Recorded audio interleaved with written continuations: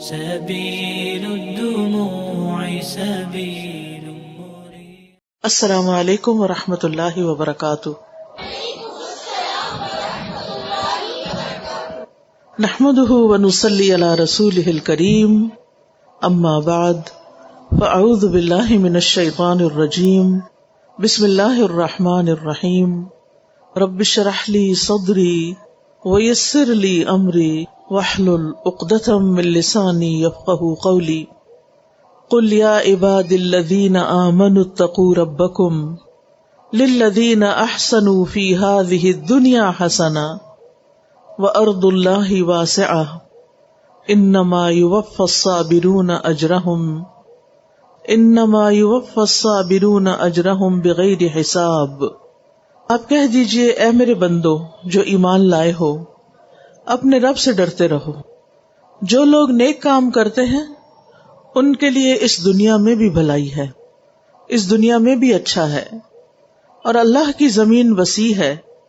بے شک صبر کرنے والوں کو ان کا اجر بے حساب دیا جائے گا. اللہ سبحانہ تعالی نبی صلی اللہ علیہ وسلم سے مخاطب ہیں. اللہ تعالیٰ فرماتے ہیں قل، آپ کہہ دیجئے اے حبیب، اے محمد صلی اللہ علیہ وسلم، آپ لوگوں کو یہ بات بتا دیجئے کیا کہ یا عبادی، اے میرے بندو، یعنی اللہ کے بندو، الذین آمنوا، جو ایمان لا چکے ہو، جو محمد صلی اللہ علیہ وسلم پر ایمان لے آئے تھے، جو اللہ تعالیٰ کو ایک مانتے تھے، جو آخرت پر ایمان رکھتے تھے، جو قرآن کو سچی کتاب مانتے ہیں. کیا کرو؟ اتقوا ربکم، اپنے رب کا تقوی اختیار کرو. بس اپنے رب سے ڈرو، اپنے رب کا لحاظ رکھو، اپنے رب کے بارے میں کانشیس رہو، اپنے رب ہی سے حیا کرو، اپنے رب ہی سے ڈرو. للذین احسنوا، جو لوگ اچھا کریں اپنے رب سے ڈر کے، اپنے رب کو راضی کرنے کے لیے، اپنے رب کو خوش کرتے ہوئے، ان کے لیے کیا ہے؟ ان کے لیے اس دنیا میں بھی بھلائی ہے. یعنی جو اپنے رب کو رب مان لیں اور پھر اس سے ڈرتے ہوئے وہ کام کریں جو رب چاہتا ہے، جو رب کو پسند ہے، تو پھر اللہ سبحانہ تعالی ان کے اعمال کا بدلہ آخرت میں تو ان کو دے گا، لیکن دنیا میں بھی دے گا. فی ہذہ الدنیا حسنہ، اس دنیا میں بھی اچھائی ہوگی. وارض اللہ واسعہ، اور اللہ کی زمین بڑی وسیع ہے. یعنی اگر کسی ایک زمین پر، ایک جگہ پر تم اللہ تعالی کی اطاعت نہیں کر سکتے تو کسی اور جگہ چلے جاؤ. انما یوفی الصابرون اجرہم بغیر حساب، جو صبر کریں گے یقیناً ان کو ان کا اجر بے حساب دیا جائے گا، ان لمیٹڈ، جس کو وہ گن نہ سکیں گے، جس کو وہ شمار نہیں کر سکیں گے، کیونکہ اللہ تعالیٰ کے خزانے وسیع ہیں.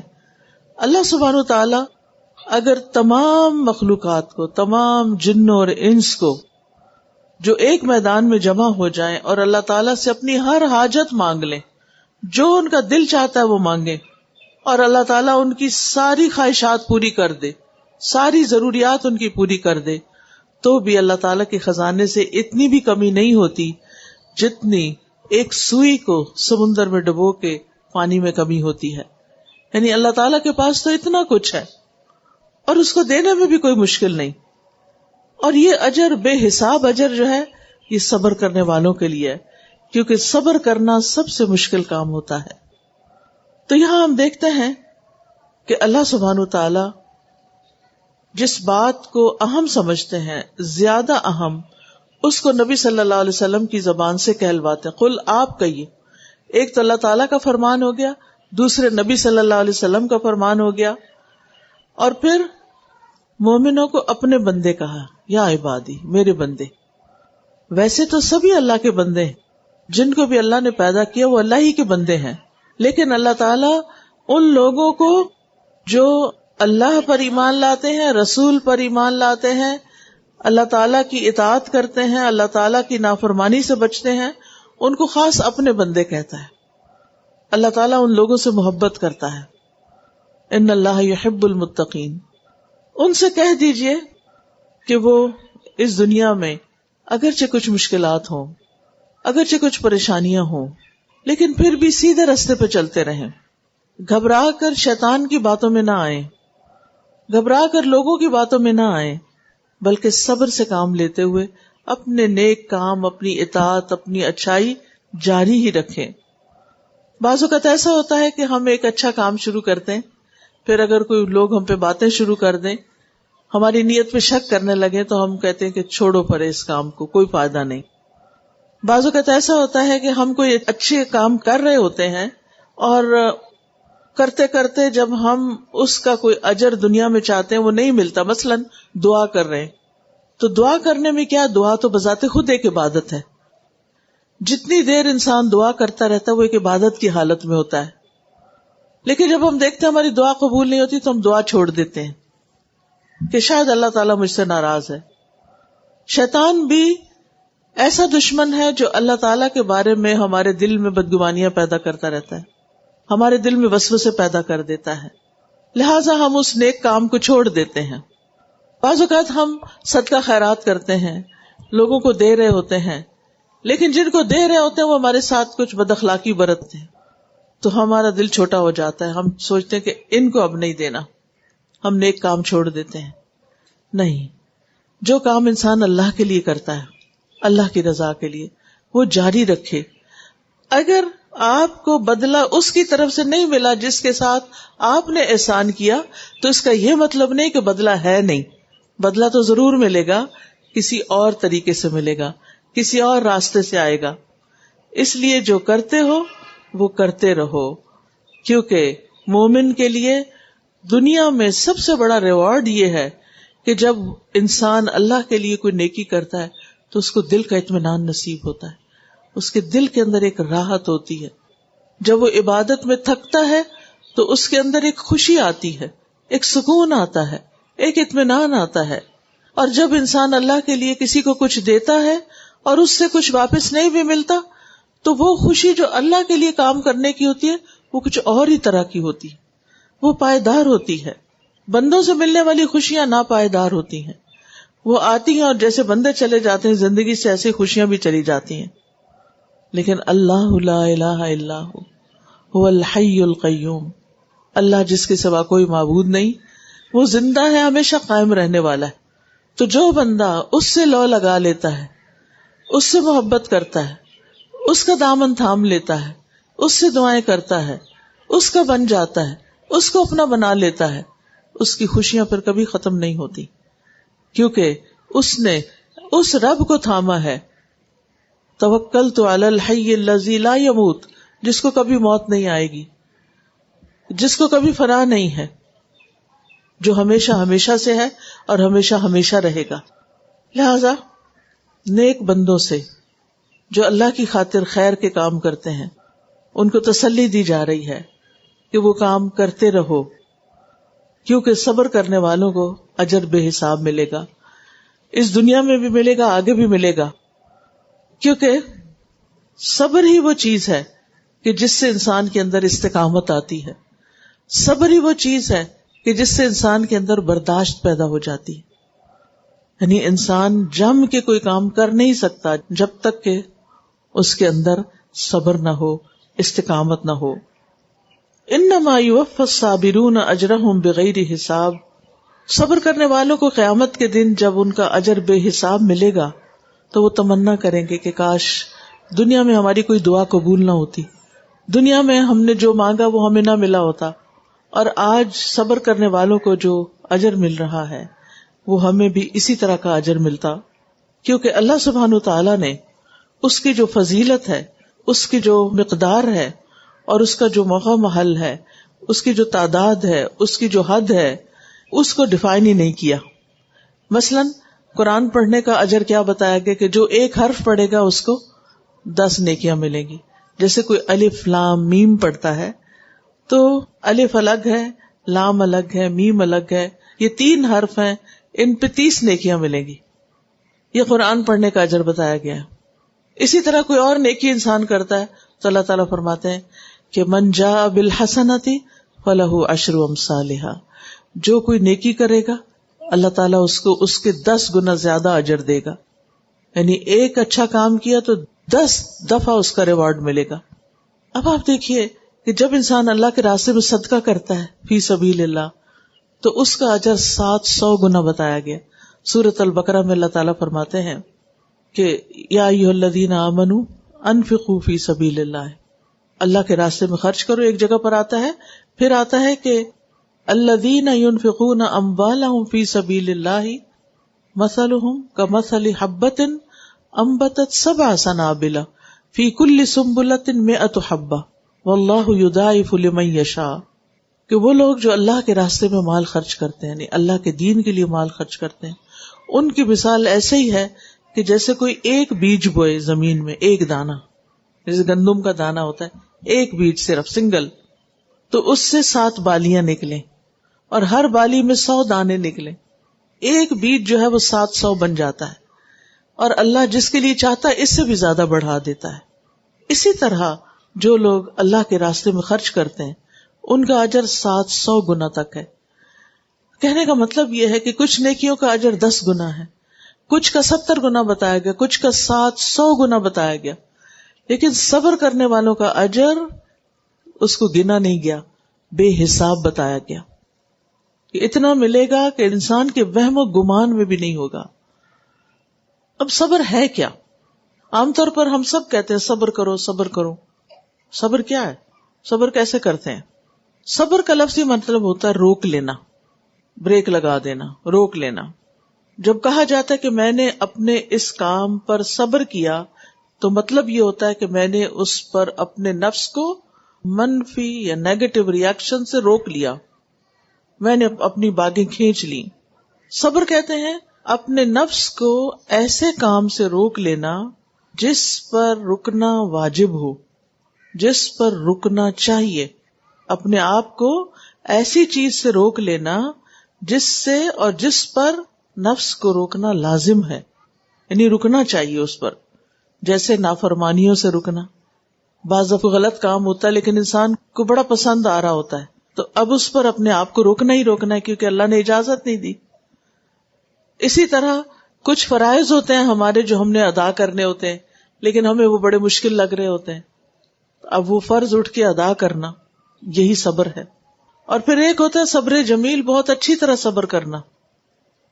اب مثال کے طور پر اگر آپ نے نماز پڑھ لی ہو اور آپ کو پتا ہو کہ پھر دوبارہ پڑھنی ہے کسی وجہ سے، کہ آپ کے کپڑے ناپاک تھے یا کوئی وجہ تھی، تو آپ کا ری ایکشن کیا ہوگا؟ ہائے ابھی تو میں نے پڑھی تھی، اب دوبارہ پڑھوں.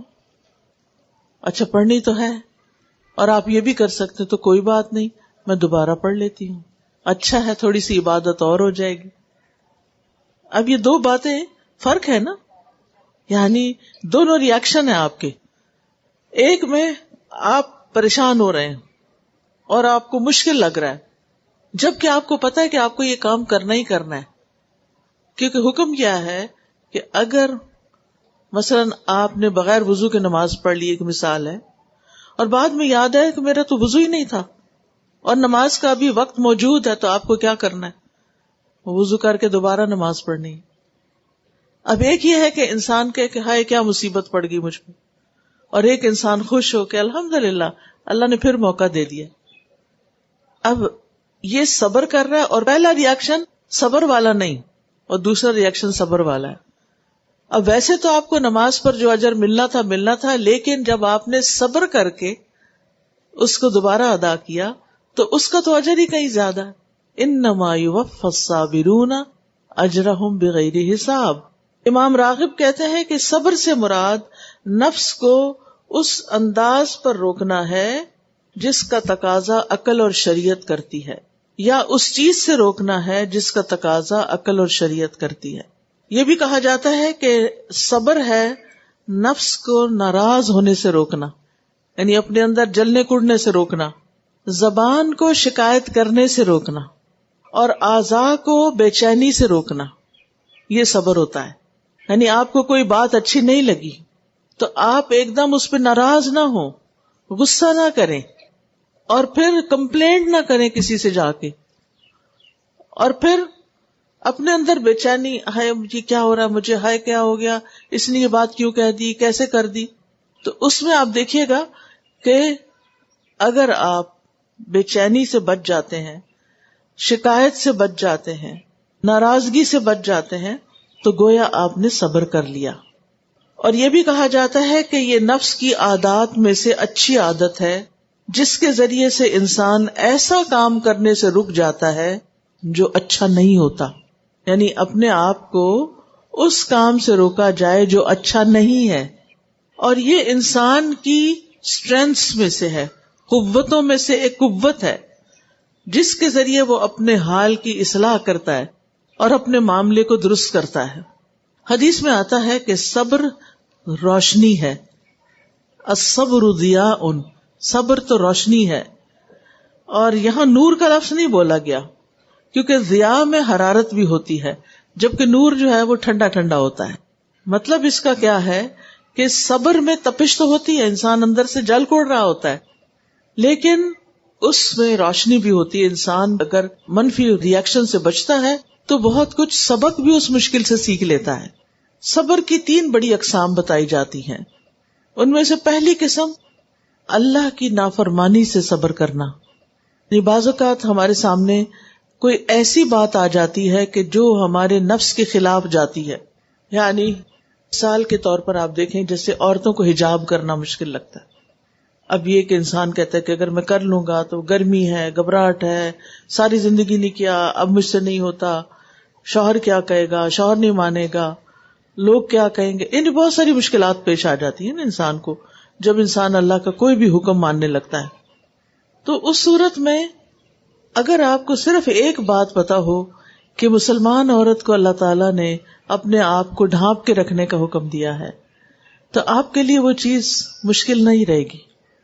آپ نے گویا اللہ کا حکم اگرچہ مشکل تھا پر صبر کر لیا، اللہ نے آپ کو اس کے لیے آسانی دے دی۔ اور پھر قیامت کے دن اللہ تعالیٰ ایسے شخص کو اپنے عرش کے سائے تلے جگہ دے گا۔ اس میں مثال ہے صحیح بخاری کی اس حدیث کی کہ جس میں آتا ہے وہ شخص جس کو کوئی منصب اور جمال والی عورت، خوبصورت عورت زنا کے لیے بلائے اور وہ شخص یہ کہہ دے کہ میں اللہ سے ڈرتا ہوں، میں تمہارے پاس نہیں آ سکتا۔ اب یہ جو بات ہے کہ ایک عورت خود دعوت دے رہی ہے غلط کام کی اور وہ کہتا ہے نہیں میں اللہ سے ڈرتا ہوں، میں نے نہیں یہ کرنا، تو اب وہ عورت کا بھی پریشر ہے، اس نے وہ پریشر بھی لیا، اپنے نفس کے اندر بھی کچھ چیز ہو سکتی، شیطان بھی اس کے لیے اس عمل کو خوشنما بنا کے دکھا رہا ہے، لیکن وہ کہتا ہے کہ نہیں انی اخاف اللہ، میں اللہ سے ڈرتا ہوں، میں یہ حرام کام نہیں کر سکتا، غلط کام نہیں کر سکتا۔ تو یہ ہے اللہ کی نافرمانی سے صبر۔ پھر ہے اللہ کی اطاعت پر کاربند رہنا بھی صبر ہے، کہ جس چیز کا اللہ نے ہمیں حکم دیا ہے وہ کر لیں۔ اب کچھ احکام تو ہمیں آسان لگتے ہیں، کچھ مشکل لگتے ہیں، مثلا نماز ہے، فجر کی نماز کچھ لوگوں پہ بڑی بھاری ہوتی ہے، خاص طور پر جو لوگ رات دیر سے سوتے ہیں اور وہ سمجھتے ہیں کہ اب کیسے اٹھیں، کبھی الارم بجتا ہے سنتا ہے، کبھی بجتا ہی نہیں، کبھی لگاتا ہی نہیں، فجر رہ جاتی ہے۔ آپ کو معلوم ہے کہ فجر قضا کرنے والے کی کیا جزا ہے؟ اس کے بارے میں صحیح بخاری میں ایک حدیث آتی ہے کہ 2 فرشتے آئے، وہ نبی صلی اللہ علیہ وسلم کو خواب میں کہیں لے گئے، اور انبیاء کا خواب سچا ہوتا ہے۔ پہاڑ کی چوٹی پر اونچی جگہ پر لے گئے تو انہوں نے دیکھا کہ پہاڑ کے پیچھے کچھ لوگوں کو سزا مل رہی ہے۔ اب وہ مختلف چیزیں انہیں دکھائی گئی، اس میں سب سے پہلی چیز جو دکھائی گئی وہ کیا تھی کہ ایک شخص لیٹا ہوا ہے اور ایک اس کے سر پہ کھڑا ہے پتھر لے کے، وہ جو لیٹا ہوا ہے اس کے سر پہ پتھر مارتا ہے، سر پھٹ جاتا ہے، پتھر دور جا گرتا ہے، وہ شخص دوبارہ پتھر لینے کے لیے جاتا ہے، اتنے میں سر دوبارہ جڑ جاتا ہے، پھر وہ دوبارہ پتھر مارتا ہے، پھر سر پھٹتا ہے، پھر پتھر گرتا ہے، پھر پتھر اٹھاتا ہے، پھر مارتا ہے، پھر پھٹتا ہے، یہی ہو رہا ہے۔ تو بہت ڈر گئے، تو انہوں نے کہا یہ کیا معاملہ ہے؟ کچھ اور چیزیں بھی دیکھی، پھر سب سے اینڈ میں جا کے انہیں جواب دیے گئے۔ جو دوسرا فرشتہ تھا اس نے کہا کہ کیونکہ نبی صلی اللہ علیہ وسلم کو لے گئے تھے نا جو بھی تھے، تو کہا جاتا کہ فرشتے ہی لے جا سکتے ہیں اور جنات وغیرہ تو نہیں، کیونکہ جہاں جہاں نبی صلی اللہ علیہ وسلم کو جنات لے کر گئے اس کا ذکر واضح طور پر حدیث میں ملتا ہے۔ اب یہ جب لے گئے تو انہوں نے کہا کہ بھئی تم مجھے بتاؤ کہ یہ کیا قصہ ہے، یہ کیوں اس کو مار رہا ہے؟ تو بتایا گیا کہ یہ وہ شخص ہے جو قرآن پڑھ کر سو جاتا تھا اور فجر کی نماز قضا کر دیتا تھا. اب قیامت تک اس کے ساتھ یہی معاملہ ہوتا رہے گا، کیونکہ وہ سویا ہوا تھا نا، تو سو جاتا تھا تو سویا ہوئے اس کو دکھایا گیا. اور پھر اس نے قرآن بھی پڑھ رکھا تھا، اس کو پتا تھا کہ فجر کی نماز قضا کرنا کتنا بڑا گناہ ہے اور کتنا بڑا جرم ہے، اور وہ بلا وجہ نماز قضا کر دیتا تھا. آج آپ دیکھیں ہماری یوتھ کا کیا حال ہے. آپ ان کو ایک سے دوسری دفعہ نہیں جگا سکتے، وہ آپ کے گلے پڑ جاتے ہیں کہ آپ سونے نہیں دیتی. دیر تک اپنی اسائنمنٹس کرتے ہیں، یونیورسٹی کا پڑھنا ہے، کالج کا پڑھنا ہے، پڑھتے رہتے ہیں، اور پھر جب دل چاہے سو جاتے ہیں، اور پھر صبح نماز چھوڑ دیتے ہیں. اب دیکھیے کہ نماز تو مومنوں پر وقت کی پابندی کے ساتھ فرض ہے نا، اس کو چھوڑ تو نہیں سکتے. چھوڑ کے کہاں جائیں گے؟ کوئی بھاگنے کی جگہ بھی نہیں ہے نا. چند دن کے لیے تو اجازت ملی ہوئی ہے کہ سوئے رہو بے شک، لیکن اس کے بعد جب انسان فوت ہو جاتا ہے تو اس کے ہاتھ پاؤں بھی کچھ نہیں کر سکتے، اس کا دماغ بھی کچھ نہیں کر سکتا، اس کی زبان بھی کچھ نہیں کر سکتی، اور وہ اپنے لیے کوئی بچاؤ نہیں کر سکتا. اس لیے پیاری بہنوں بہت ضروری ہے کہ ہم اپنی نمازوں کے اوقات پر صبر کریں اور کسی ایسے کام میں وہ وقت نہ لگائیں کہ نماز ہی چلی جائے. تو انما یوفی الصابرون اجرہم بغیر حساب. تو دو چیزیں ہو گئیں، ایک پسندیدہ چیزوں کے نہ کرنے پر اور ایک ناپسندیدہ چیزوں کے کرنے پر صبر، اور پھر تیسرا ہے اللہ کے فیصلوں پہ صبر. اللہ کے فیصلے کون سے ہیں؟ جن کو ہم تقدیر کے فیصلے کہتے ہیں. تقدیر کے فیصلے بعض تو اچھے ہوتے ہیں، ہم ان کو قبول کر لیتے ہیں، اور تقدیر کے کچھ فیصلے دل کو نہیں لگتے، لیکن چونکہ وہ بھی اللہ کا فیصلہ ہے اس لیے لازم ہے کہ انسان اللہ کے فیصلے کو مانے. لیکن کچھ لوگ وہ صبر نہیں کر پاتے. لہذا جو شخص تقدیر پر صبر کر لیتا ہے اور پھر ان چیزوں پر جو اس کے ناموافق جاتی ہیں، اور پھر جب کوئی مصیبت ہو تو وہ اپنے نفس کو قلبی، قولی یا فعلی ناراضگی سے دور نہیں کرتا، تو یہ سب کچھ بے صبر پن میں آ جاتا ہے. تو اللہ کے فیصلوں پہ راضی ہونا کیا ہے کہ اللہ نے بندے کو جو کچھ بھی دیا ہے، وہ تھوڑا ہے یا زیادہ، وہ اس کا امتحان لینے کے لیے دیا ہے. تو جو شخص اللہ کی تقسیم پہ راضی ہو جائے، اللہ تعالیٰ اس کو برکت اور وسعت دیتا ہے، اور جو راضی نہ ہو اس کو برکت نہیں ملتی.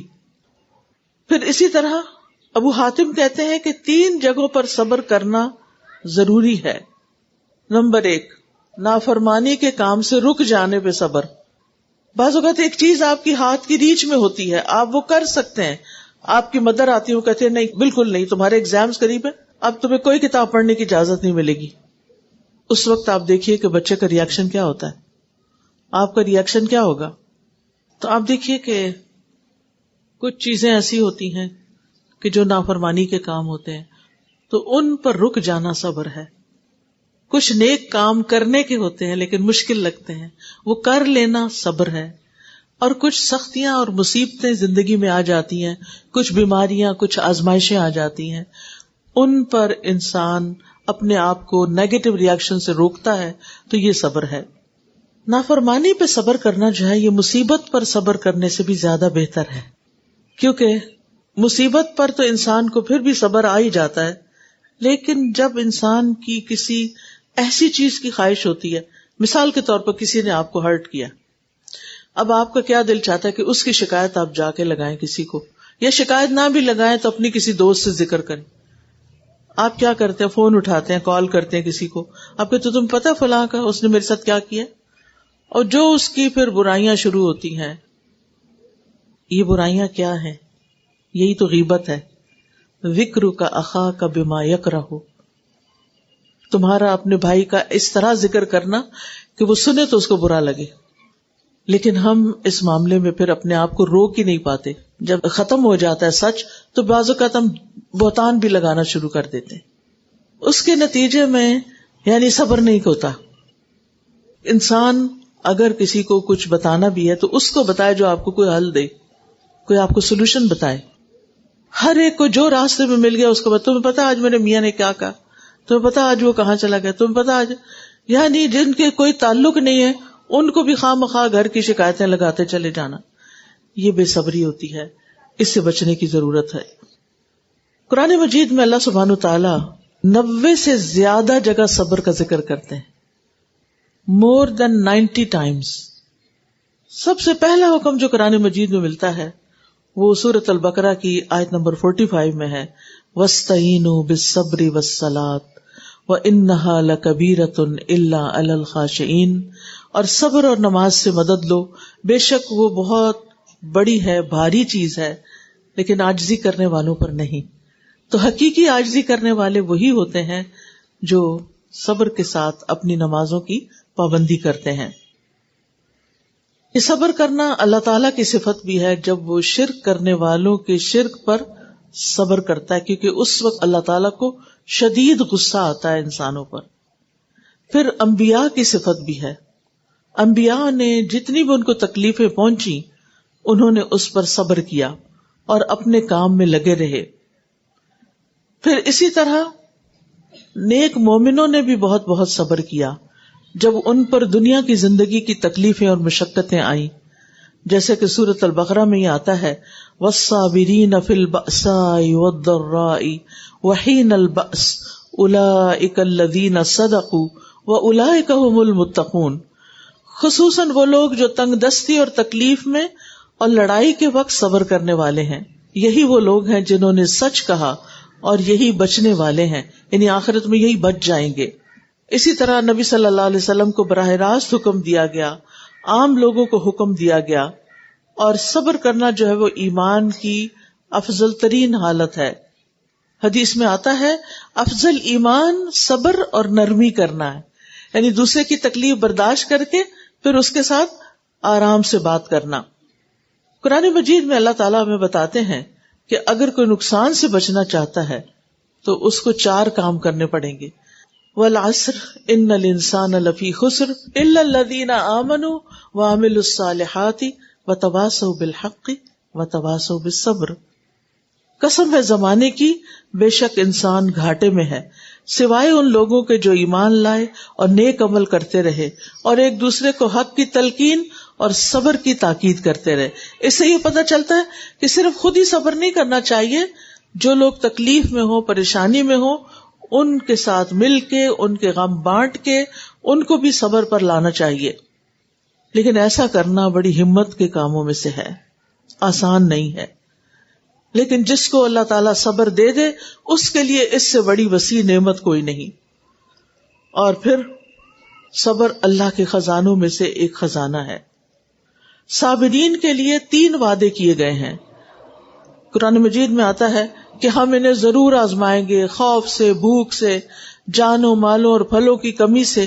آپ بشارت دے دیں صبر کرنے والوں کو کہ جب انہیں مصیبت آتی ہے، الذین اذا اصابتہم مصیبت قالوا انا للہ وانا الیہ راجعون، کہ جب ان کو مصیبت پہنچتی ہے تو وہ کہتے ہیں بے شک ہم بھی اللہ کے اور اللہ ہی کی طرف واپس جانے والے ہیں. اولئک علیہم صلوات من ربہم ورحمۃ واولئک ھم المہتدون. یہی لوگ ہیں جن پر اپنے رب کی طرف سے بڑی نوازشیں، کئی مہربانیاں ہیں، بڑی رحمت ہے، اور یہی لوگ ہدایت پانے والے ہیں.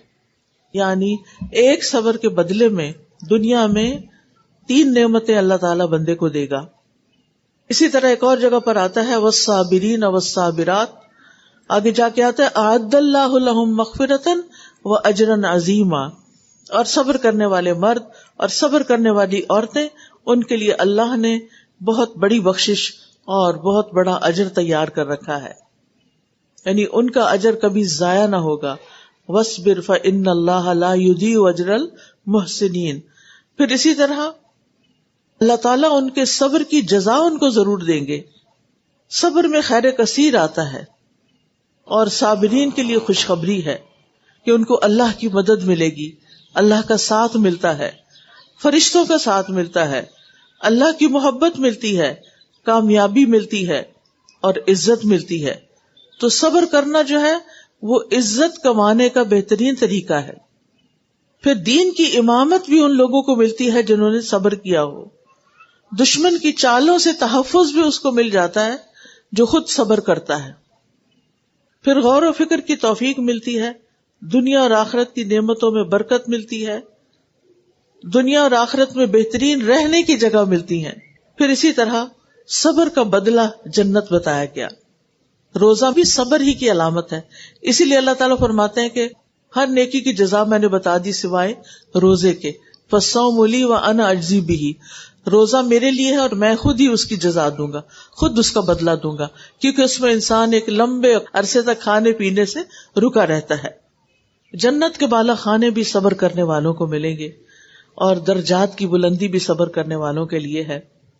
اب آخر میں چند ایک باتیں بتاؤں گی کہ کن کن باتوں پر صبر کرنا چاہیے. سب سے پہلے تو لوگوں کی باتوں پر. لوگ کسی حال میں خوش ہو ہی نہیں سکتے. وہ گدھے کی کہانی ہے نا ایک، جس کو باپ اور بیٹا لے کے جا رہے تھے، بڑے خوش تھے کہ ہمارا سفر بڑا اچھا گزرے گا. تو انہوں نے گدھے کو آگے لگایا، دونوں باپ بیٹا باتیں کرتے ہوئے جا رہے تھے. لوگوں نے ہنسنا شروع کر دیا کہ یہ دیکھو گدھا ساتھ جا رہا ہے اور خود پیدل چل رہے ہیں. تو وہ دونوں بیٹھ گئے. آگے گئے تو کسی نے کہا کہ دیکھو انہیں شرم نہیں آتی کہ چھوٹا سا گدھا ہے اور یہ باپ بیٹا دونوں ہی چڑھ گئے. تو ان میں سے باپ اتر گیا. تھوڑا آگے گئے تو کسی نے کہا کتنا بے شرم ہے یہ لڑکا کہ خود گدھے پہ بیٹھا اور بوڑھے باپ کو نیچے چلا رہا ہے. تھوڑا آگے گئے، انہوں نے کیا کیا کہ باپ کو اوپر بٹھا دیا، وہ لڑکا اتر گیا. پھر باتیں بنانے والوں نے باتیں بنائی کہ دیکھو کیسا ظالم باپ ہے، خود گھوڑے پہ بیٹھا ہے اور بچے کو نیچے اتارا ہوا. تو بہت دفعہ آپ نے سنی ہوگی، لیکن بات یہ کہ اس انٹرسٹنگ سٹوری میں بڑا سبق ہے کہ لوگ کسی بھی حال میں خوش نہیں رہ سکتے. باتیں تو کریں گے، لیکن ایک نقطہ آپ یاد رکھیں کہ آپ نے اسٹرانگ وومن بننا ہے. آپ نے کسی کو اپنی ایموشنل بلیک میلنگ نہیں کرنے دینی کہ کوئی آپ کو کوئی بات کرے تو آپ ٹپ ٹپ آنسو بہانے لگے، اور کوئی ہنسی مذاق کی بات کرے تو آپ ہی کرنا شروع کر دیں، ہنسنا شروع کر دیں. نہیں، ہنسنا بھی سوچ کے ہے، رونا بھی سوچ کے ہے. ہر بات پہ نہ رونا ہے اور نہ ہر بات پہ ہنسنا ہے، کیونکہ انسان جب ایموشنل یعنی جذبات کے لحاظ سے سٹیبل ہو جاتا ہے تو ہی باقی کام کر سکتا ہے، ورنہ تو ہر وقت وہ بے چین رہتا ہے. کسی نے کوئی بات کہہ دی یا کسی ساتھ کوئی انبن ہو گئی، سارا دن اور رات وہی سوچے چلے جا رہے ہیں، کتنی پریشانی کی بات ہے. تو ایسے میں انسان کو اس بات کو ادھر سے سنے اور ادھر سے نکالے اور خود اپنا وہ کام کرنا چاہتا ہے وہ کرتا چلا جائے جس کام کو وہ صحیح سمجھتا ہے. تو یہاں پر آپ دیکھیے، یعنی جن جن مواقع پر وہ پڑھا کرتے تھے صبر کی بات، تو ان میں سب سے پہلی بات یہی تھی کہ کسی کی باتوں میں نہیں آنا. دوسرا یہ کہ کوئی اگر ستائے تو کسی سے مشورہ کرنا چاہیے کہ میں اس کی مصیبت سے کیسے باہر نکلوں. کوئی بھی ستاتا ہے آپ کو، بہن بھائی یا کوئی اسٹوڈنٹ ہے، ٹیچر ہے، جس قسم کی کوئی شکایت کرتا ہے، اگر اس کا کوئی سائیکولوجیکل پرابلم ہے تو کسی سائیکولوجسٹ سے رابطہ کر لیں اور اس سے پوچھے کہ مجھے اس کا جواب کیسے دینا چاہیے. اور اگر کوئی گھر کے کسی کام کے بارے میں یا کسی بھی طرح، تو ستانے والوں کے جواب میں صبر کرنا ہے، غلط الزام لگانے والوں کے جواب میں صبر کرنا ہے. اگر کوئی آپ پر غلط الزام لگا دیتا ہے تو بھی صبر کرنا ہے. پھر حالات کی تنگی پر، کیونکہ انسان کے اوپر کبھی کووڈ آ جاتا ہے، کبھی گھر میں کوئی مسئلہ آ جاتا ہے تو انسان دکھی ہو کر رہ جاتا ہے. ایسے موقع پر بھی صبر بے حد ضروری ہے. پھر ہے صبر کرنا رزق کی کمی ہونے پر. آپ کو معلوم ہے کہ جب کووڈ آیا ہے تو بہت ساری چیزیں جو ہیں وہ نقصان میں گئی ہیں. اب اکثر لوگوں کا حال یہ ہوا ہے کہ ان کی کسی کی زمین ہی پانی میں چلی گئی، ابھی تک پانی سے ریکور نہیں ہوئی. اسی طرح لوگوں نے کئی منصوبے بنا رکھے تھے لیکن ان میں سے کوئی منصوبہ جو ہے وہ کام نہیں آیا. تو اس سلسلے میں ایک حدیث ہے، حضرت سعید بن نبی سعید خدری کہتے ہیں کہ انہوں نے رسول اللہ صلی اللہ علیہ وسلم سے اپنی محتاجی کی شکایت کی تو آپ نے فرمایا، ابو سعید صبر کرو، کیونکہ تم میں سے جو بندہ مجھ سے محبت کرتا ہے اس کی طرف فقر و فاقہ اتنی تیزی کے ساتھ بڑھتا ہے جیسے سیلاب کا ریلا، یعنی پہاڑ کی چوٹی سے جب پانی گرتا ہے تو تیزی سے اس کی طرف آتا ہے. یعنی اگر کوئی انسان دین کے رستے پہ چلتا ہے تو بعض اوقات اس کو بڑی بڑی مشکلات پیش آتی ہیں. پھر اسی طرح بعض اوقات پسند کا کھانا نہیں ملتا آپ کو. نبی صلی اللہ علیہ وسلم کا طریقہ کیا تھا کہ جب ان کی مرضی کی چیز نہیں ہوتی تھی تو نہیں کھاتے تھے یا تھوڑی سی کھا لیتے اور پھر اس کے بعد اس پہ شکایت نہیں کرتے تھے. پھر اسی طرح بیماری پر، بیمار ہو جائے تو یہ نہیں کہ سارے گھر کو پریشان کر کے رکھ دیں. پھر بیٹیوں کی پیدائش پر، کیونکہ بہت سے لوگ اس وقت بھی افسوس کرتے ہیں. پھر بچوں کی وفات پر، پھر اسی طرح علم کے راستے میں، پھر امیر کی طرف سے کوئی تکلیف پہنچے، پھر اسی طرح اگر کوئی کسی اور کو نااہل کو آپ کے اوپر ترجیح دے کہ یہ زیادہ اچھا ہے، حالانکہ اسے آتا جاتا کچھ بھی نہیں، تو انسان کے اندر ایک وال اٹھتا ہے نا، ایک غصہ بھی آتا ہے. پھر اسی طرح بدلہ لینے کا موقع ہو تو معاف کر دے. پھر جاہلوں کے ساتھ کبھی متھا لگے تو اس وقت انسان صبر کر جائے، کیونکہ اگر انہیں سمجھنا ہوتا تو بہت پہلے سمجھ جاتے. ہاں اگر آپ نے ان کو کبھی بھی نہیں سمجھایا تو پھر آپ ضرور سمجھائیے ان کو. تو یہ تھے چند مواقع جن پر ہمیں صبر کرنا ہوتا ہے. صبر کرنے کی کچھ شرائط بھی ہیں. سوال یہ پیدا ہوتا ہے کہ گالی دینے والے کے جواب میں انسان گالی کیوں نہ دے، کیوں چپ کر جائے، کیوں برداشت کر جائے؟ اللہ کی رضا کے لیے کہ فرشتے اس کا جواب دیں گے، میں نہیں دے رہی. پھر اسی طرح جب انسان صبر کرتا ہے تو تھوڑی دیر تکلیف ہوتی ہے لیکن بعد میں وہ صاف ہو جاتا ہے.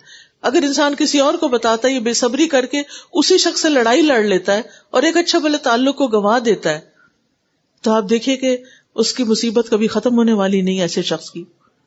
پھر اسی طرح جب صبر کریں تو اللہ کی خاطر کہ اس کا اجر مجھے اللہ سے چاہیے. پھر یہ کہ صدمے کی پہلی چوٹ پر صدمہ ادھر سے آئے اور اسی وقت انسان اللہ کے راستے میں یا کچھ دے یا جیسے بھی چاہے صبر کرے. ہر حال میں اللہ کی تعریف کرے. مصیبت پر 4 بار شکر ادا کرے. پھر اسی طرح دل سے اللہ کا شکر ادا کرے، زبان سے رب کی رضا کے کلمات کہے، خیر کے کلمے بولے، پریشانی کا ذکر صرف اپنے رب سے کرے. پھر اسی طرح جزا فضا نہ کرے، چیخے پکارے نہیں، نوحہ نہ کرے، اللہ سبحانہ تعالیٰ کو الزام نہ دے. دیکھیے اللہ تعالیٰ کا ایک ادب ہوتا ہے، اگر آپ اللہ سبحانہ تعالیٰ سے ناراض ہیں تو اللہ تعالیٰ کا تو کچھ بھی نہیں جائے گا، صرف آپ کے لیے ہے کہ آپ اس سے کیا کماتے ہیں. پھر اسی طرح صبر کرنے والوں کی مثالوں میں اسماعیل علیہ السلام ہے، یعقوب علیہ السلام ہے، جن کے بیٹے یوسف علیہ السلام تھے. جب انہیں مصر کا سردار بنا دیا گیا تو اس کے بعد آپ دیکھیے کس طرح سب لوگ ان کے پاس آتے ہیں اور ان سے کوئی بدلہ نہیں لیتے، کوئی تانا نہیں دیتے. ایوب علیہ السلام جو ہے وہ 20 سال بیمار رہتے ہیں، جب ٹھیک ہوتے ہیں تو اپنے بیٹے کے ساتھ چلے جاتے ہیں، لیکن ان 20 سالوں میں انہوں نے ایک بار بھی شکوہ نہیں کیا. پھر اسی طرح آسیہ رضی اللہ تعالی عنہا، پھر اسی طرح نبی صلی اللہ علیہ وسلم کی زندگی کی یہ اور مثال بھی ہے. آپ کہتے ہیں کہ عقبہ کا دن مجھ پہ بڑا بھاری گزرا. عقبہ کہتے ہیں اس گھاٹی کو جہاں مدینہ سے آئے ہوئے لوگوں نے پہلی بیعت کی تھی. وہ کہتے ہیں کہ جب میں نے طائف کے صدر کنانہ بن عبد یالیل بن عبد کلال کے ہاں اپنے آپ کو پیش کیا، لیکن اس نے اسلام قبول نہیں کیا اور میری دعوت کو رد کر دیا، میں وہاں سے انتہائی رنجیدہ ہو کر واپس ہوا. جب میں کرنو سالہ پہنچا تو اپنا سر اٹھایا، کیا دیکھتا ہوں کہ ایک بدلی کا ٹکڑا میرے اوپر سایہ کیے ہوئے ہے، اور میں نے دیکھا کہ جبریل علیہ السلام اس میں موجود ہیں. انہوں نے مجھے آواز دی، کہا کہ اللہ تعالیٰ نے آپ سے آپ کی قوم کی گفتگو اور ان کا جواب سن لیا ہے، اب آپ کے پاس پہاڑوں کے فرشتے کو بھیجا ہے تاکہ آپ کافروں کے بارے میں جو حکم دے وہ تعمیل کرے گا. لیکن نبی صلی اللہ علیہ وسلم نے ایسا نہیں کیا. پھر آپ دیکھیے کہ حضرت عائشہ کی مثال. حضرت عائشہ کہتی ہیں کہ میں نے کہا اللہ کی قسم میں جانتی ہوں کہ آپ لوگوں نے وہ چیز سن رکھی ہے جو ان میں مشہور ہو گئی ہے اور وہ اب لوگوں کے دل میں بیٹھ گئی ہے. آپ لوگوں نے اس کو سچ سمجھ لیا ہے. اگر میں یہ کہوں کہ میں بری ہوں اور اللہ جانتا ہے کہ میں بری نہیں ہوں تو آپ لوگ میری بات کو نہ پہچانے، اور اگر میں کسی بات کا اقرار کر لوں اور اللہ چاہتا ہے کہ میں اقرار کروں تو آپ لوگ مجھے سچا سمجھیں گے. اللہ کی قسم میں نے اپنی اور آپ لوگوں کی مثال یوسف علیہ السلام کے والد کے سوا نہیں پائی کہ انہوں نے کہا تھا فصبر جمیل واللہ المستعان علی ما تصفون، کہ صبر ہی بہتر ہے اور اللہ ہی مددگار ہے اور ان سب باتوں میں جو تمہاری طرف سے میرے پاس آتی ہیں. تو بہرحال صبر کی دعائیں بھی کرنی چاہیے اور لوگوں کو اس پر ایجوکیٹ بھی کرنا چاہیے. خاص طور پر آپ گھر کی مائیں اپنے بچوں کو صبر کرنا ضرور سکھائیں. اونچی آواز سے نہیں بولنے دیں، بہت چیخ چلا کے نہیں بولنے دیں، اگرچہ مشکل ہے لیکن ناممکن نہیں. اور عادات وہی پختہ ہوتی ہیں جو بچپن سے انسان سیکھ لیتا ہے. تو اس لیے جتنی بھی مائیں یہاں بیٹھی ہیں، میری ریکویسٹ ہے ان سے کہ وہ بچوں کی تربیت اس ڈھنگ پہ کریں کہ ان کے اندر بے پناہ صبر آئے، اور پھر جب وہ صبر آئے گا تو آپ دیکھیں گے کہ اس کے نتائج کتنے بہترین ہیں خود آپ ہی کے لیے. میں اپنی بات یہی مکمل کرتی ہوں. اللہم الف بین قلوبنا واصلح ذات شأننا واہدنا سبل السلام ونجنا من الظلمات الى النور وجنبنا الفواحش ما ظہر منها وما بطن وبارک لنا فی اسماعنا وابصارنا وقلوبنا وازواجنا وذریاتنا وتب علینا انک انت التواب الرحیم وجعلنا شاکرین لنعمتک مثنین بها قابلیها واتمها علینا ربنا تقبل منا انک انت السمیع العلیم وتب علینا انک انت التواب الرحیم وصلی اللہ تعالی علی خیر خلقہ محمد وعلی آلہ واصحابہ واہل بیتہ اجمعین برحمتک یا ارحم الراحمین. الہی آمین.